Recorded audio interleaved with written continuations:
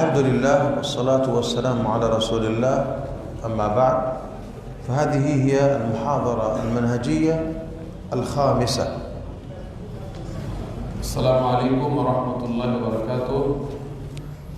সম্মানিত শাইখ, প্রথমে আল্লাহ সুবহানাহু ওয়া তাআলার প্রশংসা জ্ঞাপন করলেন, রাসূলুল্লাহ সাল্লাল্লাহু আলাইহি ওয়াসাল্লামের উপর দরুদ এবং সালাম পেশ করলেন। তারপরে তিনি বলছেন যে মানহাজের উপর এটা পঞ্চম লেকচার। تكلمت في الدرس الماضي وفي المحاضرة الماضية عن الولاية والإمامة والخلافة، وكانت النقطة المهمة التي ذكرتها أن وجود الخليفة ليس شرطا لوجود النصر والعزة، وعدمه ليس انعداما للنصر والعزة. المهم الاستقامة على الدين، وأن يكون الأمير أو السلطان موجودا المسلم ولو في دول متعددة وليس أن يكون دولة واحدة كما طويل هذا. আমাদের সম্মানিত শাইখ বলছেন যে গত লেকচারে আমরা বলেছিলাম নেতৃত্ব সম্পর্কে, দেশের শাসক থাকা, খলিফা থাকা, এই বিষয়গুলি নিয়ে আমরা আলোচনা করেছিলাম এবং সেখানে আমরা বলেছিলাম যে কোনো দেশে শাসক, খলিফা এই থাকলেই যে সেই দেশে সাহায্য আসবে বা সেই দেশ সফল হবে, আল্লাহর বিজয় সেখানে থাকবে, এটা শর্ত না। বরং আসল কথা হচ্ছে যে সেই দেশের ভিতরে সিরাতুল মুস্তাকিমের উপরে অটল থাকতে হবে। দেশে যেটা আল্লাহ সুবহানাহু ওয়া তাআলার বিধান, সেই বিধানকে আঁকড়ে ধরে থাকতে হবে এবং সেইখানে বিভিন্ন দেশে যদি ভিন্ন ভিন্ন শাসক থাকে সেটাতে কোনো অসুবিধা নেই। একটা দেশেই একজন, সারা পৃথিবীতে একজন খলিফা হলেই মুসলিমদের বিজয় আসবে, আর বিভিন্ন দেশে আশপাশে বিভিন্ন যে দেশগুলো সেখানে ভিন্ন ভিন্ন দেশে ভিন্ন ভিন্ন মুসলিমদের শাসক থাকলে বিজয় আসবে না বা অসুবিধা, এটা কোনো বিষয় না। থাকতে পারে ভিন্ন ভিন্ন দেশে আলাদা আলাদা খলিফা থাকলে যদি ইস্তেকামত থাকে, মুসলিমরা তাদের দিনের উপর অটল থাকে, বিজয় আসবে। অনেকে যেটা ধারণা করে সারা পৃথিবীতে একজন খলিফা হলেই বিজয় আসবে এবং এই জন্য কাজ করছে, এটা ভুল ধারণা। كما أن الرسول عليه الصلاة والسلام كان في زمنه في المدينة دولتان كبيرتان، دولة في المدينة ويوجد دولة النجاشي في الحبشة. أصحمة كان هو الإمام، وإن كان الدولة نصارى لكن هو الرئيس كان مؤمنا، وصلى عليه النبي صلى الله عليه وسلم صلاة الغائب لما مات. যেমন রাসূলের যুগে সাল্লাল্লাহু আলাইহি ওয়াসাল্লামের সময়ই, নবী সাল্লাল্লাহু আলাইহি ওয়াসাল্লামের সময়ই দুইটা রাষ্ট্র ছিল। একটা মদিনাতে রাসূলুল্লাহ সাল্লাল্লাহু আলাইহি ওয়াসাল্লাম যেটা খলিফা, আর একটা বড় রাষ্ট্র মদিনা যেমন রাসূলের নেতৃত্বে, আর একটা বড় রাষ্ট্র ছিল যেটা হাবশা, যেখানে যদিও সেই রাষ্ট্রটা ছিল খ্রিস্টান রাষ্ট্র, কিন্তু সেখানকার যে বাদশা ছিল নাজাশী, সে মুসলিম ছিল। তো সেখানে একই সাথে দুইটা রাষ্ট্র, আর সেখানে নাজাশী মুসলিম ছিল। সে যখন মারা যায়, রাসূলুল্লাহ সাল্লাল্লাহু আলাইহি ওয়াসাল্লাম তার উপর জানাজা পড়েছিলেন। যেদিন মারা গেছে সেদিন তিনি জানাজা পড়েছিলেন। والنبي صلى الله عليه وسلم قبل فتح مكة لم يكن يرسل الأمراء إلى البلدان لولايته، لما كان عنده دولة كبيرة، دولة صغيرة. مثلا في بني حنيفة في الرياض في اليمامة كان عبد القيس موجودون، لكن لم يبعث عليهم أميرا لأنهم لم يكونوا تحت ولايته، كانوا دولة مستقلة. كذلك أبو بصير كانت له في العيس دولة مستقلة، ما كان تحت ولاية الرسول صلى الله عليه وسلم. نعم هو رسول الله ويتبعونه دينا، لكن ولاية، ليسوا أمراء، ما كانوا في ذلك الوقت أمراء. نعم. الولاية الثانية وين ذكرت؟ دوس بني حنيفة عبد القيس. أيوة. الثاني أبو بصير في العيس قريب من ينبع. আল্লাহ রাসূল সাল্লাল্লাহু আলাইহি সাল্লাম তার সময়ে তিনি প্রাদেশিক যে গভর্নর আমির এটা পাঠাতেন না। তার রাষ্ট্রটা তখন ছোট আকারে ছিল, যদিও অন্য অন্য জায়গায় মুসলিমরা ছিল, যেমন বানু হানিফা সেটা আব্দুল কাইস, বানু হানিফাতে ছিল আব্দুল কাইস গোত্র ছিল। তারা কিন্তু রাসূলের কাছে এসেছিলেন, এসে মুসলিম হয়েছেন এবং তারা সেখানে ফিরে গিয়েছেন। তিনি সেখানে আমির নিযুক্ত করেন নাই। আবার আবু বাসির তিনি তারও একটা বাহিনী ছিল, দল, তার কাছে অনেক লোকজন তার অধীনে ছিল এবং তিনি ইস নামক স্থানে ছিলেন। কিন্তু তা সত্ত্বেও আল্লাহ নবী সাল্লাল্লাহু আলাইহি সাল্লাম তার জীবদ্দশাতে সেখানে কোনো আমির প্রেরণ করেন নাই, কোনো প্রাদেশিক গভর্নর ইত্যাদি এগুলো নিযুক্ত করেন নাই। في زمن العباسيين كان هناك الخليفة العباسي موجودا، ومع ذلك احتل الصليبيون فلسطين وبيت المقدس وأجزاء من الشام وبلاد جنوب تركيا. كل هذا أخذه النصارى والخليفة موجود.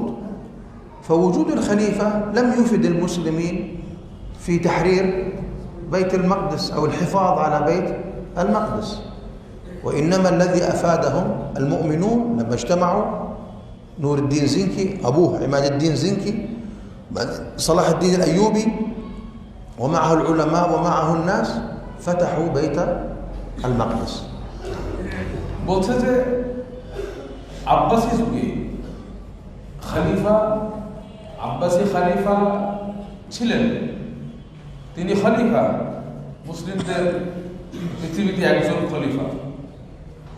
তা সত্ত্বেও মানে বাইতুল মাকদিস ফিলিস্তিনকে যে তিনি উদ্ধার করতে পেরেছিলেন, বা তার সময়ে খ্রিস্টানদের জবরদখল থেকে যে ফিলিস্তিন মুক্ত ছিল এমনটা না, বরং খ্রিস্টানরা, ক্রুসেডাররা তারা ঠিকই বাইতুল মাকদিসকে দখল করেছিল, ফিলিস্তিনকে দখল করেছিল। তাহলে একজন খলিফা হলেই যে সে বিজয় ছিনিয়ে আনবে আর না হলে পারবে না, এটা একটা ভুল ধারণা। বরং সেই সময় যেটা হয়েছিল, নুরুদ্দিন জাঙ্গি মুমিনুন যারা তাদের ভেতরে ঈমান ছিল, ঈমানের তেজিয়াত ছিল এবং তাদের ভিতরে ইত্তেবা অনুসরণ ছিল, সালাহউদ্দিন আইয়ুবী, নুরুদ্দিন জাঙ্গি, তাদের সাথে আরো অন্যান্য মুমিনগণ যারা মুখলিসিন একনিষ্ঠ মুমিন, তারা সম্মিলিত হয়ে বাইতুল মাকদিসকে কি করেছিলেন? উদ্ধার করেছিলেন, ফিলিস্তিনকে মুক্ত করেছিলেন।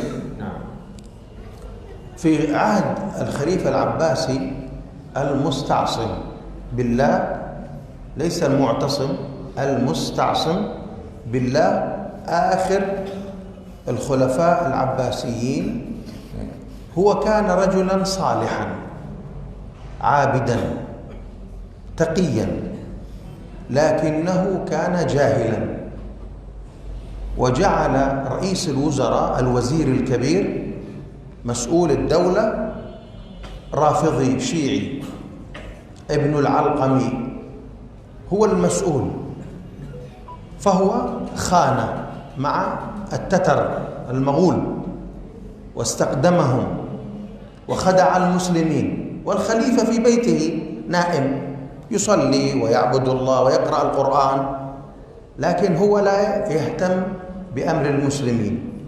الذي يهتم الوزير، فهو يهتم بأمر المشركين، فجاء بالمشركين المغول وقتلوا الخليفة العباسي وقتلوا الجيش وقتلوا الناس ممكن 1,000,000 أو أكثر من المسلمين ماتوا والخليفة موجود هو أيضا مات لم تستفد الأمة من الخليفة شيئا في ذلك الوقت বলছেন যে আব্বাসি খেলাফতের যিনি শেষ খলিফা ছিলেন আল মুআতাসিম বিল্লাহ আল মুস্তাসিম বিল্লাহ শেষ খলিফা আল মুস্তাসিম বিল্লাহ মুআতাসিম বিল্লাহ না আল মুস্তাসিম বিল্লাহ উনি খুবই ভালো মানুষ ছিলেন উনি পরেজগার লোক ছিলেন আল্লাহর খুব ইবাদত করতেন খুবই সৎ মানুষ ছিলেন কিন্তু তিনি সমস্যা একটা ছিল তিনি ছিলেন জাহেল তিনি দিন সম্পর্কে কোনটা সঠিক কোনটা বাতিল কোনটা ফেরকা ইত্যাদি এই সম্পর্কে তার জ্ঞান ছিল না বেশি সমস্যা হয়ে গেল তখন তিনি মুসলিমদের কল্যাণ চান কিন্তু রাষ্ট্রের প্রধানমন্ত্রী হিসেবে উনি নিয়োগ দিলেন ইবনুল আলকামকে উনি রাষ্ট্রের প্রধানমন্ত্রীর দায়িত্ব দিলেন আর সে ছিল একজন খবিস লোক রাফেজি শিয়াদের একবারে শীর্ষ পর্যায়ে যারা খবিস রাফেজি এরকম একজন লোককে সে নিয়োগ দিলেন উনি অজ্ঞতার কারণে এটা করেছিলেন ফলে কি হয়েছিল উনি এই লোক ষড়যন্ত্র করে মুসলিমদের মারার জন্য তাতারদেরকে আনলেন মঙ্গোলীয় যেটাকে বলে তাদেরকে নিয়ে আসলেন দুর্ধর্ষ ডাকাত তাদেরকে ওই রাফেজি সে নিয়ে আসলো এনে অনেক ষড়যন্ত্র করল সে মুশরিকদের বিষয়ে গুরুত্ব দিল কিন্তু মুসলিমদের বিষয়ে তার কোনো গুরুত্ব ছিল না এনে মুসলিমদেরকে হত্যা করলো আব্বাসি খলিফা পর্যন্ত তিনি সেই ষড়যন্ত্রে মারা গেলেন সেখানে খলিফা উপস্থিত আছেন বাড়িতে তিনি বাড়িতে বসে কোরআন তেলাওয়াত করতেছেন ইবাদত বন্দেগী করতেছেন কিন্তু খবর নাই এদিকে যে শয়তানরা এই মঙ্গোলীয়দেরকে তাতারদেরকে মুসলিমদেরকে নিধন করতেছে মেরে ফেলতেছে কোনো খবর নাই তাহলে এখান থেকে আমরা কি বুঝলাম যে খলিফা থাকলেই খলিফা একদমই যে বিজয় চলে আসবে বিষয়টা এমন না বরং সে সময় ওই শয়তানটা অনেককেই মেরে ফেলেছে অনেককেই ক্ষতি করেছে না لا يكفي أن يكون الخليفة موجودا وصالحا وقويا إذا لم يكن معه رجال صالحون أقوياء বলছে যে এটা যথেষ্ট না যে খলিফা মুসলিমদের রাষ্ট্রে খলিফা থাকবে বা একজন ভালো মানের সৎ যোগ্য এবং ভালো খলিফা থাকবে এটা দেশের উন্নয়নের জন্য যথেষ্ট না যতক্ষণ পর্যন্ত না সেই খলিফার সাথে রাষ্ট্রের অন্যান্য লোকেরা না থাকবে যারা সৎ হবে যোগ্য হবে যারা খলিফার কল্যাণ কামনা করবে মুসলিমদের কল্যাণ কামনা করবে এরকম লোক যদি না থাকে শুধু একা ভালো খলিফা হলে কোনো লাভ নাই المهتدي بالله أحد الخلفاء العباسيين الأتقياء وكان يريد أن يسير بالناس بسيرة عمر بن الخطاب رضي الله عنه আব্বাসি খলিফাদের একজন ছিলেন আল মুহতাদি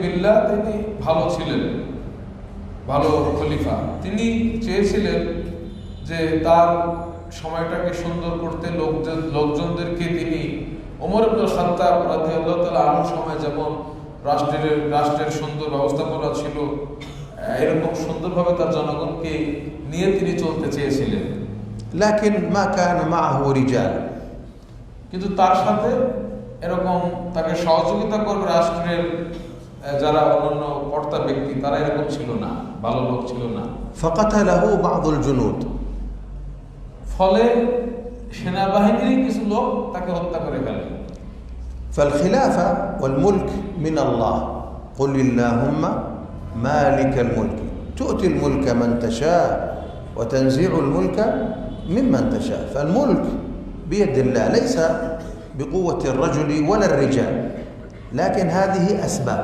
وجود الخليفة أو السلطان أو الملك القوي والرجال الأقوياء. وقبل كل شيء الله هو الذي يعطيه الملك. অতএব মনে রাখতে হবে যে খেলাফা, রাজত্ব, নেতৃত্ব এটা কিন্তু আল্লাহর পক্ষ থেকে, এটা আল্লাহই দেন।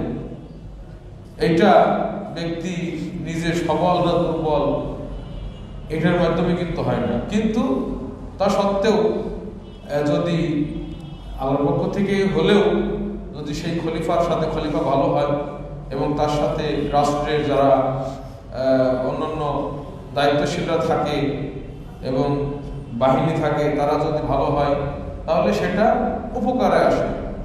কিন্তু নেতৃত্ব কর্তৃত্ব সবাই মনে রাখতে হবে এটা আল্লাহর পক্ষ থেকে। আনা তারাক্তু শাইআন ফিমা মাদা, يعني ابن الألقم هو جاب المغول وحتى قتل الجنود. نعم قتلوه مليون، أكثر من مليون ناس. একটা কথা আমার ছুটে গেছিল যে এই ইবনুল আলকাম যার কথা বলতেছিলাম মুস্তাসিম বিল্লাহর সময়ে, সে ওই মঙ্গোলীয়দেরকে এনে এমনকি সেনাবাহিনীদেরকে হত্যা করেছিল, মুসলিম সেনাবাহিনীদেরকে। এমনকি সে জনগণদের থেকে এবং সেনাবাহিনী সহ সে প্রায় 1 মিলিয়ন মানে 10 লাখ মানুষদের থেকে 10 লক্ষেরও বেশি লোক সে হত্যা করেছিল খলিফা আল মুস্তাসিম বিল্লাহর সময় ইবনুল আলকাম।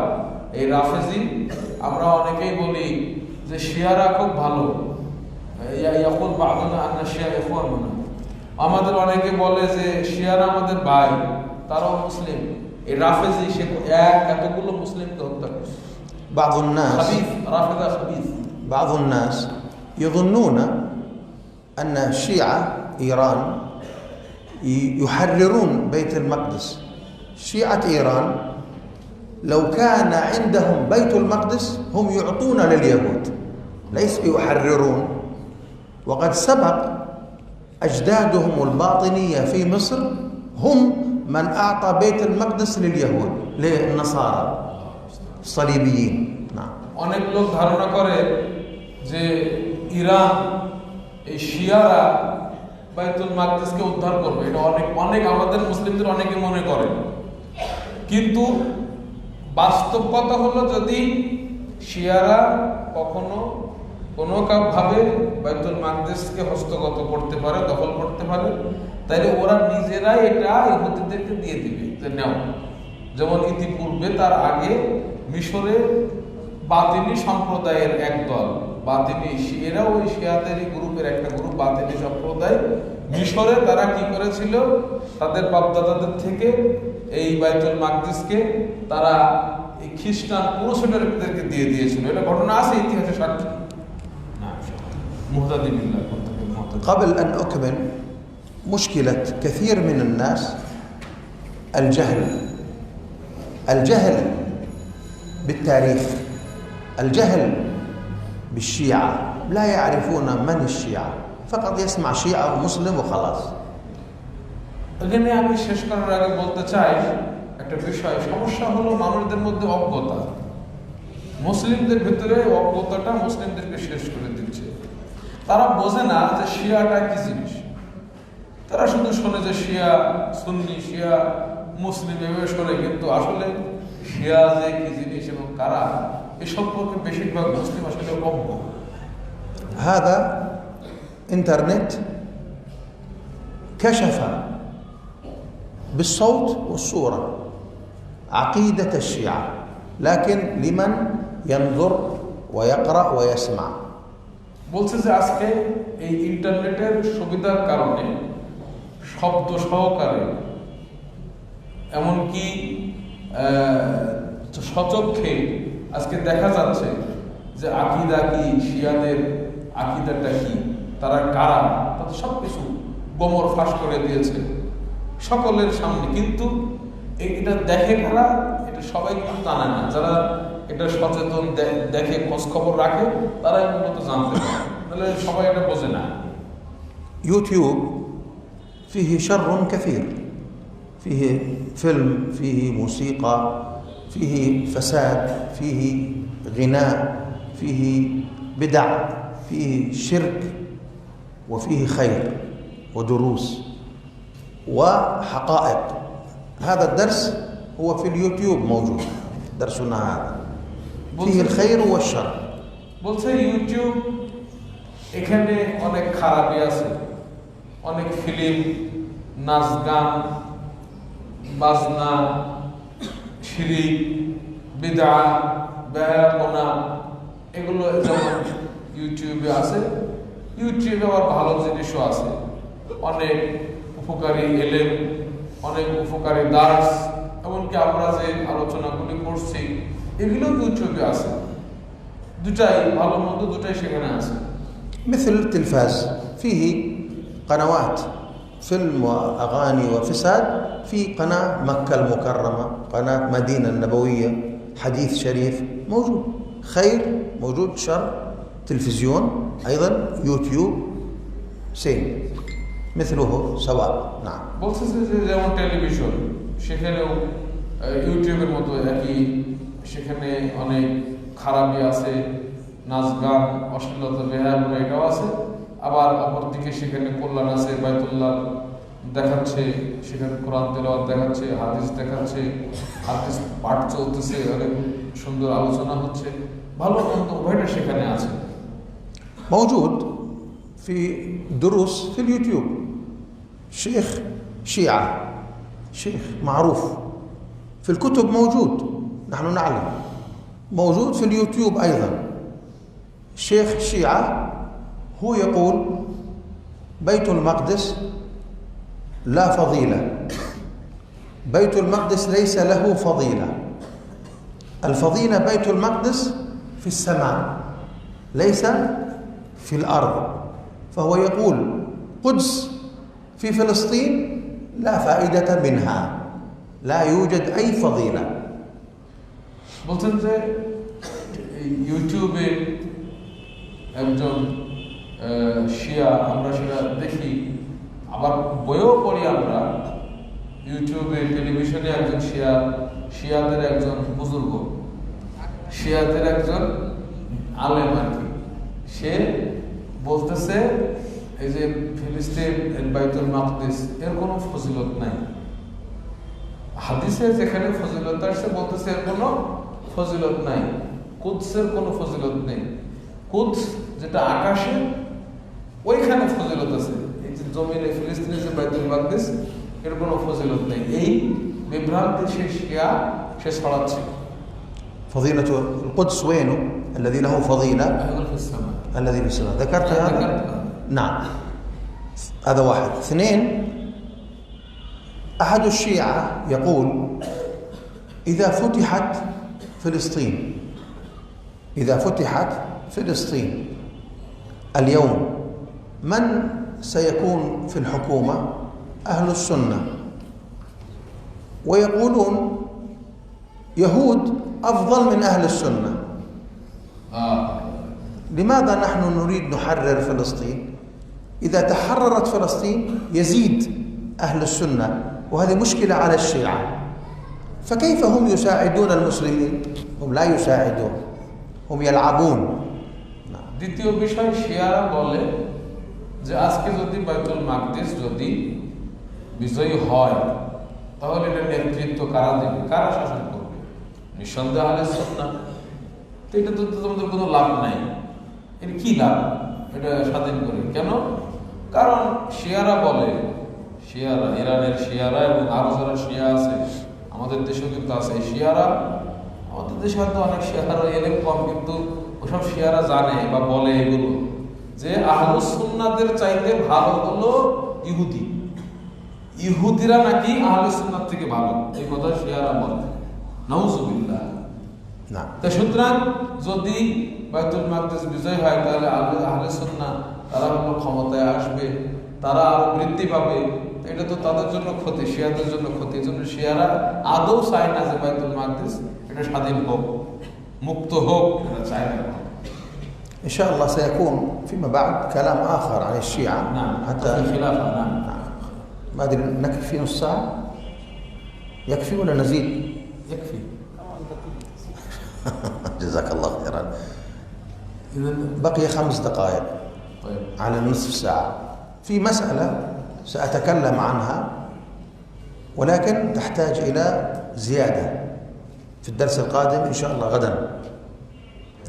من يعرف منكم ولا قبل هذا الخلافة العباسية انتهت في بغداد سنة 656 انتهت الخلافة العباسية من بغداد. قتل المستعصم بالله سنة 656 هجري. শাইখ বলছেন যে আব্বাসী খেলাফত এটার পরিসমাপ্তি ঘটে সর্বশেষ আব্বাসী খলিফা আল মুস্তাসিম বিল্লাহ এর হত্যা বা নিহত হওয়ার মধ্য দিয়ে, এবং সেটা ছিল 656 হিজরিতে না 656 হিজরিতে মুস্তাসিম বিল্লাহ এর নিহত হওয়ার মধ্য দিয়ে আব্বাসী খেলাফতের জবনিকাপাত হয়। طيب ننتقل إلى مسألة مهمة. أنا أسألكم للإخوة المطلعين، هل تعرفون سايكس بيكو؟ سايكس بيكو سايكس بيكو لا سايكس بيكو تعرفون؟ তোমরা সাইক্স বিকো এটা কি জানো? যারা ছাত্ররা লেখাপড়া করো, যারা বিভিন্ন খোঁজ খবর বিভিন্ন কিছু একটু জানার চেষ্টা করো, তাদের মধ্যে কি কেউ জানো যে সাইক্স বিকো জিনিসটা কি? হাত্তা আলা আদরি। أنتم في الكرة الأرضية جانب آخر. أنتم تعرفون هنا ما يتعلق باتفاقية تقسيم الهند إلى دولتين، هند وباكستان، وبعد ذلك باكستان دولتين، صار 3 دول: باكستان، بنغلاديش، الهند. هذا بريطانيا. تقسيم الهند إلى 3 دول، صحيح ولا لا؟ أيوة. ودول أخرى.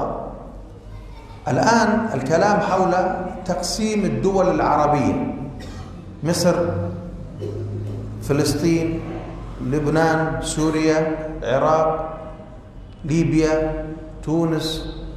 تقسيم الدول، هل هذا التقسيم من الكفار أم هو تقسيم موجود من الناس عموما؟ শাইখ বলছেন যে তোমরা জানো যে ভারতে একটি চুক্তি হয় প্রথমে ভারতটাকে 2 ভাগে ভাগ করার জন্য। একটা হলো ভারত আর হলো পাকিস্তান। এরপরে আবার পাকিস্তানকে 2 ভাগে ভাগ করার একটা ইত্তেফাকিয়া হয়, চুক্তি হয়। সেটা হচ্ছে পাকিস্তান এবং বাংলাদেশ, মোট 3টা দাওলা হলো। এটা কিন্তু ব্রিটিশদের তত্ত্বাবধানে এগুলা হয়েছে। তো এটা যেমন একটা।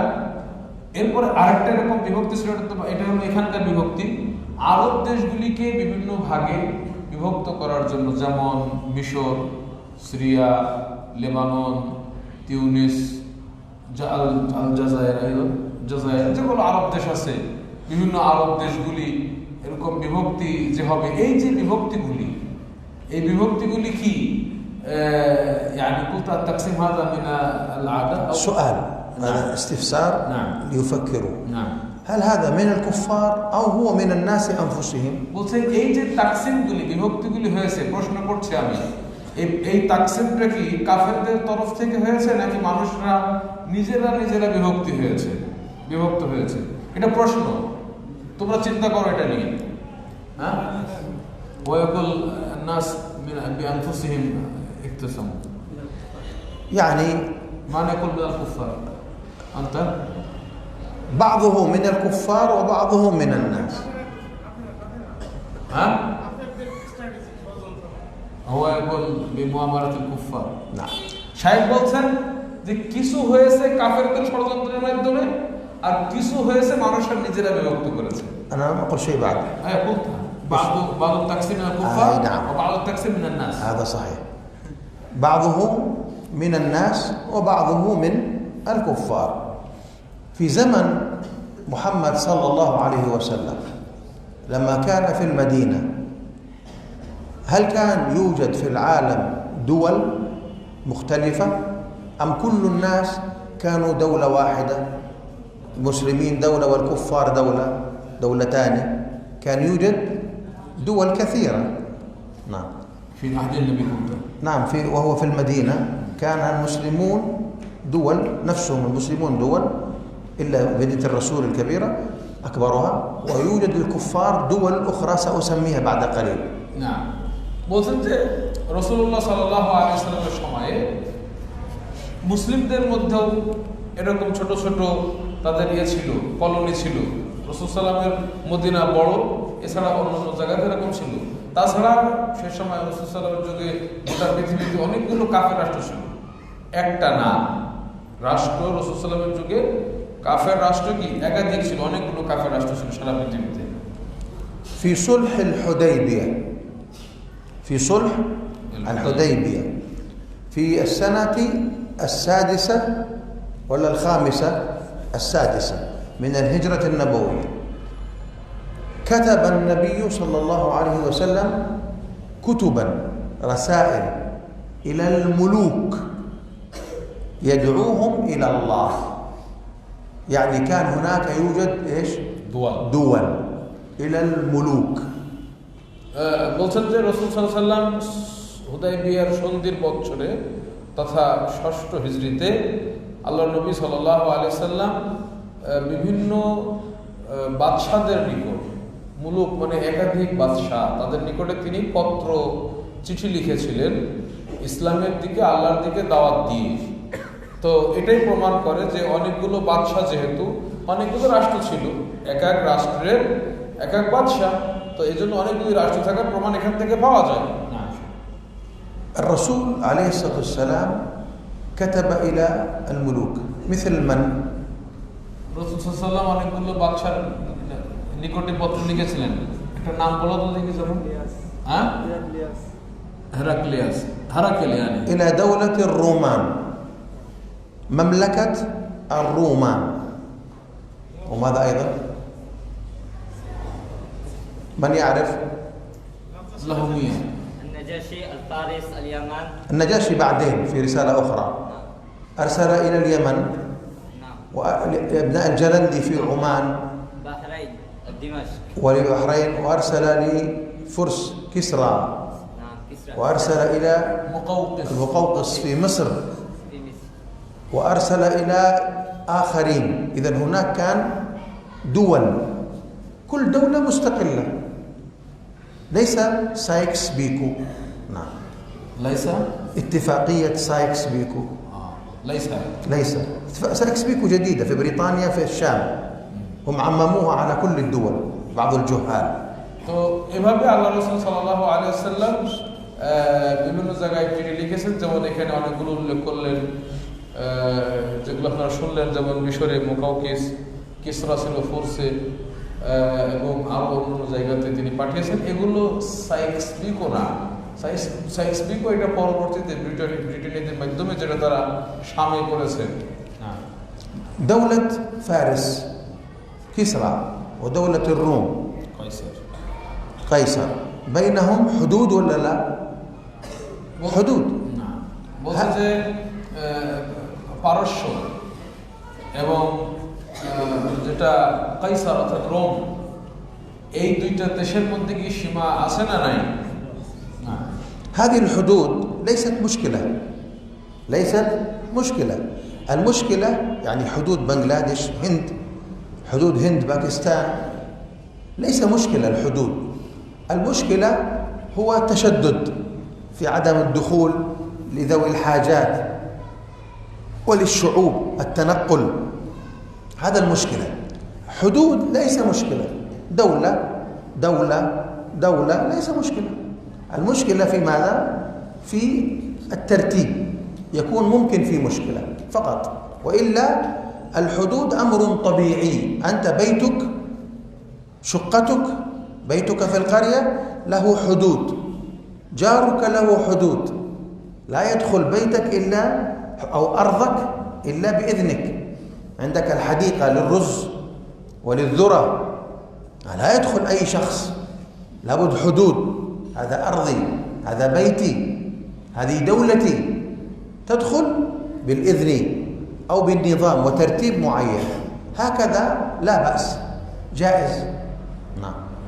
বলছেন যে এই যে সীমা থাকাটা, যেমন রোম পারস্যের মধ্যে সীমা ছিল, এটা কোনো সমস্যা না।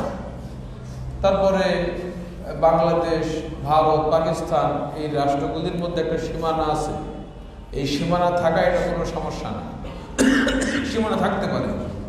আমরা যে ফ্ল্যাটে থাকি, বাসা বাড়িতে থাকি, সেগুলোরও কি একটা সীমানা আছে। গ্রামে আমাদের যে বাড়ি আছে, আমার বাড়ির একটা সীমানা আছে, আমার প্রতিবেশীর একটা সীমানা আছে, আমার ধান ক্ষেত, আমার ভুট্টা ক্ষেত, তারও একটা সীমানা আছে। এখন আমার রাষ্ট্রের একটা সীমানা থাকবে, এটা থাকতে পারে। আমার আমার বাড়ি ইত্যাদি সেখানে ঢুকতে গেলে পারমিশন লাগবে, এমনি হঠাৎ করে ঢোকা যাবে না। তো এই যে সীমানা থাকে, এটা কোনো সমস্যা না। সাহেব বলছেন যে হ্যাঁ, এখানে সমস্যা হয় তাসাদ্দুদ, মানে যে কঠোরতাগুলি আরোপ করা হয় একটা দেশ থেকে আরেকটা দেশের, যে তার মানে এক দেশ থেকে আরেক দেশে প্রবেশ, স্থানান্তর ইত্যাদির ক্ষেত্রে কিছু সমস্যা আছে, এবং সেগুলিতে একটা মানে কিছু সুনির্দিষ্ট নীতিমালা আছে, সিস্টেম আছে, সিস্টেম অনুযায়ী যেতে হবে। কিন্তু সীমানা থাকা এটা কি কোনো দোষণীয় কিছু না। نكمل إن شاء الله هذا الموضوع في الدرس القادم، والله أعلم، وصلى الله وسلم على نبينا محمد، والحمد لله رب العالمين.